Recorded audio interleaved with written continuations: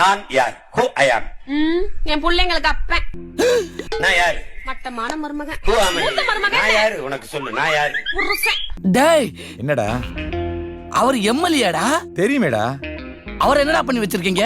இந்த மீம் பக்காவா சூட் ஆகுது. நான் யார்? யார் அவன்?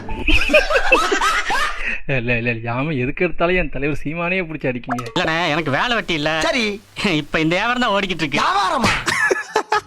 இது கண்டிப்பா சொல்றேன், இவரை தவிர வேற யாரும் அந்த இடத்துல சூட்டே ஆக மாட்டாரு. சரியான சிங்கு, சரியான மீம். டெல்லிக்கு போன நானு தம்பி பிரபு எங்க மூத்தவர் பின்னூர் நிலையத்துக்கு வரும்போது திடீர்னு பாத்தீங்கன்னா சுத்தி என்னை ராணுவம் வளர்த்துருச்சு. பிரபு அப்படியே பதறிட்டான். சரி சுத்தி நின்னுட்டு கட்டி பிடிச்ச அண்ணா ஒரு போட்டோனா அண்ணா ஒரு செல்ஃபினா. இதெல்லாம் ரொம்ப நக்கலாம்.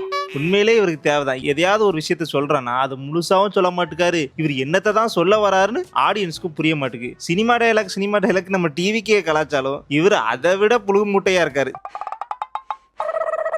சாதாரணமா நினைச்சுக்கிட்டு இருக்கீங்கல்ல?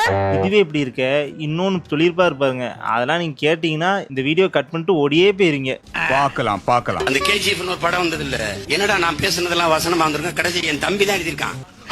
1000 பேர் எனக்கு பின்னாடி நிக்கிறாங்கிற திமிர்ல நான் நிக்கல, அந்த 1000 பேருக்கு முன்னால் நான் நிக்கிறேனுங்கிற திமிர்ல நிக்கிறேன். உண்மையாவே லூசு புண்டதான் போல. எப்படிலாம் பேசுறாரு இவருங்க. மனசாட்சின்னு ஒண்ணு இருக்காவட்ட, இல்ல மனசாட்சின்னு அவர்கிட்ட இல்லவே இல்ல. மனசாட்சின்னு அவருக்கு என்னன்னு தெரியாதான் தெரியல. எப்படி போய் சொல்றாரு, அதுவும் தைரியமா கான்பிடண்டா நான் சொல்றது உண்மை அப்படின்னு சொல்றாரு பாருங்க. அவருக்கே தெரியுமா தெரியாதா? நம்ம ஒருவேளை இப்படி செஞ்சாதான் நம்ம ட்ரெண்ட் ஆக முடியும்னு நினைச்சு அவர் பேசுவாரோ? ஒருவேளை இருக்குமோ, ஒருவேளை இருக்குமோ.